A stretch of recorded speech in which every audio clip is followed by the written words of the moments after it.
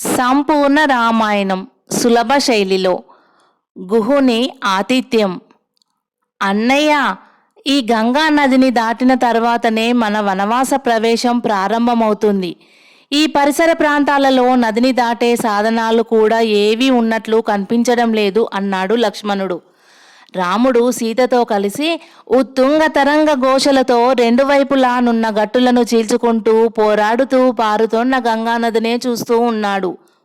లక్ష్మణ, మనం శృంగిబేరపురం వద్ద రథం దిగి సుమంతుణ్ణి వెనక్కి పంపినప్పుడే మన వనవాస జీవితం ప్రారంభమైంది. కానీ గంగానదిని దాటి ఆవల ఉన్న వనాంతరాలు గడిచి సుదూర తీరాలలో మనం నివసించడమే మంచిది. అగస్త్య మహామునీంద్రుడు ప్రస్తుతం మన దండకారణ్యంలోని పంచవటి తీర్థం వద్ద విశ్వకళ్యాణకారకమైన ఒక మహాయజ్ఞం చేస్తున్నాడని విన్నాను. మనం ఆ మహర్షుల సన్నిధిలో ఈ వనవాస జీవితం గడిపితే ఇహపరాలు సాధించినట్లు అవుతుంది అన్నాడు రాముడు. అదే సమయంలో గంగానది అవతలి వైపు నుంచి ఒక పెద్ద పడవ, ఆ పడవను అనుసరించి మరికొన్ని చిన్న చిన్న పడవలు సీతారామ లక్ష్మణుల వైపుగా రాసాగాయి. లక్ష్మణుడు అటువైపు చూసి, అన్నయ్య, మన నాన్నగారి మిత్రుడైన గుహుడు వస్తున్నాడు అన్నాడు ఉత్సాహంతో. లక్ష్మణుని మాటలు వినగానే సీతారాములు గంగానది ఆవలిగట్టు కేసి చూశారు. దూరాన ఓ పెద్ద పడవ, ఆ పడవలో గుహుడు. ఆ పెద్ద పడవను అటు ఇటు పరివేష్టించి వస్తున్న చిన్న చిన్న పడవలలో శబర యువతీ యువకులు కనిపించారు. లక్ష్మణ, గుహుడు జన్మతః శబర జాతీయుడైన ఆత్మజ్ఞానం, దివ్య దృష్టి, బ్రహ్మ విద్య, విజ్ఞత కలిగిన మహాత్ముడు. ప్రతి సంవత్సరం కానుకలు తీసుకొని మన తండ్రి గారిని సేవించడానికి వచ్చిన సమయాల్లో వశిష్ఠ వామపాదాది మహర్షులతో వేదాంత చర్చలు కూడా జరిపేవాడు. మన రాకను అవతలి తీరం నుంచి కనిపెట్టి తన అనుచరులతో కలిసి కొండంత ఉత్సాహంతో మనకు ఎదురు వస్తున్నాడు అన్నాడు రాముడు. సీతా లక్ష్మణుడు ఆ పడవలనే చూస్తున్నారు. మరి కొంచెం సేపటికి పెద్ద పడవతో పాటు పడవలన్నీ యువతలు గట్టుకు చేరుకున్నాయి. గుహునితో పాటు శబర యువతీ యువకులు కూడా పడవలు దిగారు. అందరూ రకరకాల ఆటవిక వస్తువులతో, రంగురంగుల పక్షుల ఈకలతో తమ తమ శరీరాలను అలంకరించుకొని ఉన్నారు. విలువైన కానుకలు చేతులలో పట్టుకొని గుహుని వెంబడి నడుస్తూ భక్తిపూర్వకంగా రాముణ్ణి సమీపించారు.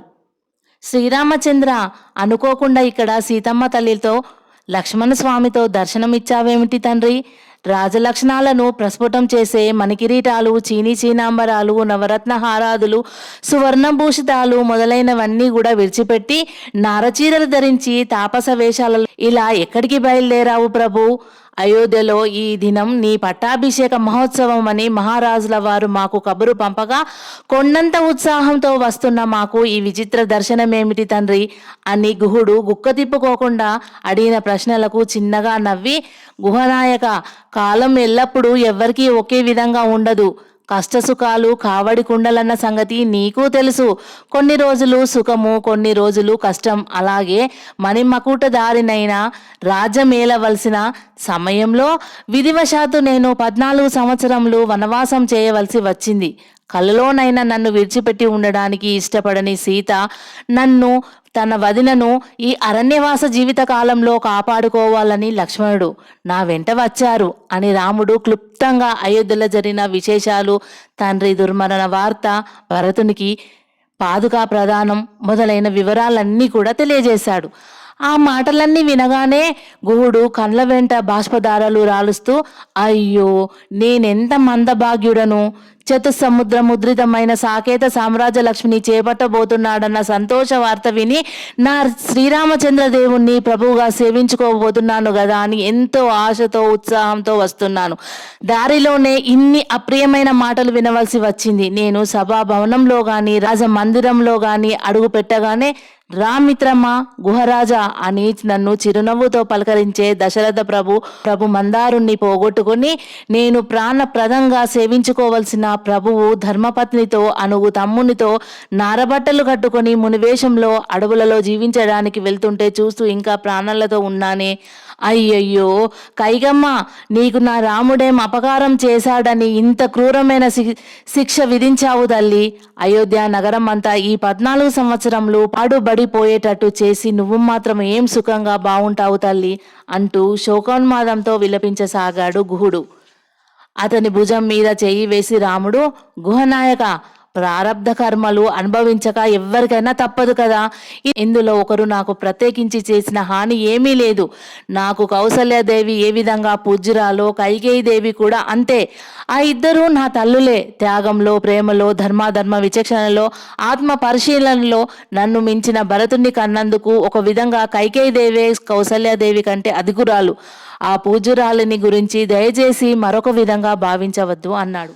రాముని మాటలకు గుహునితో పాటు బోయలందరూ ఇస్తుపోయారు. ఆ సౌజన్యమూర్తి గొప్పతన హృదయము వాళ్లను ముగ్ధులను చేసింది. గుహుడు కళ్ళు తుడుచుకుంటూ, సరే, పట్టాభిషేకం ఈ విధంగా తాత్కాలిక భంగం చెందింది. మరో విధంగా అయి ఉంటే నా ప్రాణాలైన దారబోసి రాజ్యం చేజారిపోకుండా చూసుకునేవాడిని. పోని నా ప్రభువుకు అయోధ్య పోతే పోయింది, నా శబర రాజ్యం ఉంది కదా. నేను ప్రధాన వృత్తుడనైన 50,000 మంది ఆటవిక ప్రజలతో ఈ 14 ఏళ్ళు నా శ్రీరామచంద్రుణ్ణి సేవించుకుంటాను. ఒక విధంగా ఆలోచిస్తే కైకేయీదేవి నాకు ఉపకారం చేసింది. దయచేయండి ప్రభు, మేమందరం మా తల్లి అయిన సీతమ్మను, నిన్ను, లక్ష్మణస్వామిని సేవించుకుంటాం అన్నాడు. రాముడు ప్రశాంత గంభీర దయారస దృష్టిలను గుహునిపై ప్రసరింపజేస్తూ, శబరరాజా, నా మీద నీకు గల అవ్యాజ ప్రేమకు సదా కృతజ్ఞుడను. కానీ నేను ఈ 14 సంవత్సరంలో ఈ తాపస వేషంతో కేవలం అరణ్యాలలోనే సంచరించాలని నా పినతల్లి కోరిక. నా తండ్రి ఆమెకు ఇచ్చిన ఒక వరం. ఆ కోరికతో అనుసంధించబడింది. తండ్రికి అసత్యవాక్కును ఘటింపజేయకూడదన్న నిష్ఠతో నేను వనవాసానికి బయలుదేరాను. కాబట్టి ఈ వనవాస జీవిత కాలంలో నేను పల్లెల్లో గాని పట్టణాల్లో గాని నివసించరాదు, ప్రవేశించకూడదు. ఈ అభిప్రాయాన్ని అర్థం చేసుకొని మా విషయంలో అన్యదా భావించకుండా నువ్వు నిర్విచారణవై నీ రాజ్యాన్ని పాలించుకో. నన్ను, సీతమ్మను, లక్ష్మణుణ్ణి ఈ గంగానది దాటించావంటే ఇప్పట్లో నువ్వించే ఆతిథ్యం ఇదేనని సంతృప్తి పడతాను.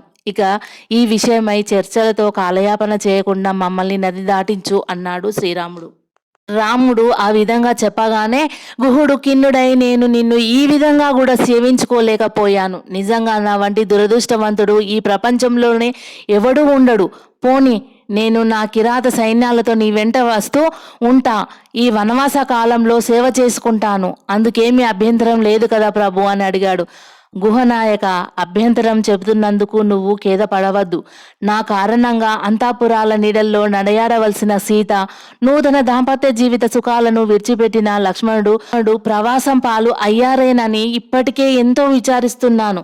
ఇక మీరందరినీ కూడా ఈ విధంగా కష్టపెట్టడం నా అభిమతం కాదు. అదీ కాక సైన్యాలతో, సేవకులతో శుశ్రూషలు అందుకుంటూ రక్షణ స్థావరాలతో ఉంటే అది నా వనవాస జీవితం ఎలా అవుతుంది? ఒక విధంగా రాజవైభవమే అవుతుంది. నా ప్రతిజ్ఞాపాలనకు అడ్డు తలిగే ఏ ప్రయత్నము చేయకుండా మమ్మల్ని దీవించి ఇక్కడి నుంచి ముందుకు పంపించు అన్నాడు రాముడు. గుహుడు సాష్టాంగంగా రాముని పాదాల మీద పడబోయాడు. రాముడు అతన్ని 2 చేతులతో పొదవి పట్టుకుంటూ, నువ్వు మాకు పూజ్యమిత్రుడవు. మైత్రిని ప్రదర్శించవలసిన వాడవే కాని భక్తిని ప్రదర్శించవలసిన భృత్యుడవు కాదు అన్నాడు రాముడు. అనంతరం రాముడు గుహుని భుజం మీద చేయి వేసి అతడు ఇంకేవేవో మాట్లాడుతూ తమ ప్రయాణానికి ఆటంకం కలిగిస్తాడన్న ఉద్దేశంతో, పద గుహరాజా అన్నాడు. గుహుడు రాముని చేతిని తన 2 చేతులతో అలాగే పట్టుకొని పడవకేసి నడిచాడు. సీతా లక్ష్మణులు కూడా రాముని వెంట నడిచారు. రాముడు సీతా లక్ష్మణులతో కలిసి గుహుని పడవను అధిరోహించగానే గుహుడు తాను కూడా పడవను ఆరోహించి తెడ్లు వేయించాడు. ఆ పెద్ద పడవ కదలగానే అప్పటికే తమ చేతుల్లోని కానుకలను పడవలలో వేసి వాటి మీదికి చేరుకున్న శబర యువతీ యువకులు తమ తమ పడవలను గుహుని పడవకు ఇరువైపులా నడపసాగారు. సూర్యకిరణాల కాంతులతో తలతలలాడే అలలు తలెత్తి స్వాగతం ఇస్తున్నట్లు ఆ పవిత్ర మందాకిని తరంగని మీద పడవలు మెల్లిగా ముందుకు సాగిపోనారంభించాయి. పడవలలో ఉన్న శబర యువతి యువకులు పలు రకాల జానపద గీతికలతో శ్రీరామచంద్రులను స్తుతిస్తూ నాట్యం చేయసాగారు. సీత ఆ వినోదం చూస్తూ ఆనందంలో మునిగిపోయింది. గంగానది అవతల ఒడ్డున శబర యువతి యువకులు గుహుని రాముని ఎదుట వినయంగా చేతులు కట్టుకొని ఉన్నారు. సీత లక్ష్మణులు రామునికి ఇరువైపులా నిల్చొని ఉన్నారు. ప్రియమిత్రమా, గుహుడు రామునికి ఆప్తమిత్రుడన్న భావం ఇప్పుడు 1000 రెట్లు అధికమైంది. నేనెంత చెప్పినా నువ్వు మాతో కలిసి వనవాసానికి వస్తానని పట్టుబట్టడం భావ్యం కాదు. నీ మనసుకు బాధ కలిగించడం నా అభిమతం కాదు. నిన్ను నా వెంట తీసుకెళ్లడం కూడా ధర్మం కాదు. దయచేసి ఆ ప్రస్తావన మర్చిపో. సంతోషంగా మాకు సెలవివ్వు. మేము వెళ్తాం. అరణ్యవాస కాలం పూర్తి అయిన తర్వాత తిరిగి మనం అయోధ్యలో కలుసుకుందాం అని రాముడు గుహుని వీడుకోలు తీసుకొని వెనుతిరిగి గంభీర గమనంతో ముందుకు నడక సాగించాడు. సీతా లక్ష్మణులు రాముణ్ణి అనుసరించారు. గుహుడు వారి వంకే చూస్తూ కళ్ళు ఒత్తుకుంటూ గంగానది గట్టునే నిల్చునిపోయాడు. సీతా లక్ష్మణ సమేతుడై రాముడు గంగానది ఆవల ప్రదేశమైన వత్స దేశంలో ప్రవేశించాడు. అవన్నీ పర్వత ప్రాంతాలు, దట్టమైన చెట్లతోనూ పొదలతోనూ కొండలతోనూ నిండి ఉన్నాయి. లక్ష్మణుడు విల్లమ్ములను ధరించి ముందుగా నడుస్తున్నాడు. రాముడు సీత చేయి పట్టుకొని మెల్లిగా నడిపించసాగాడు. దూరాన స్తబ్ద గంభీరంగా నిల్చొని ఉన్న చిత్రకూట పర్వతం వారికి నేత్రపర్వం చేసింది.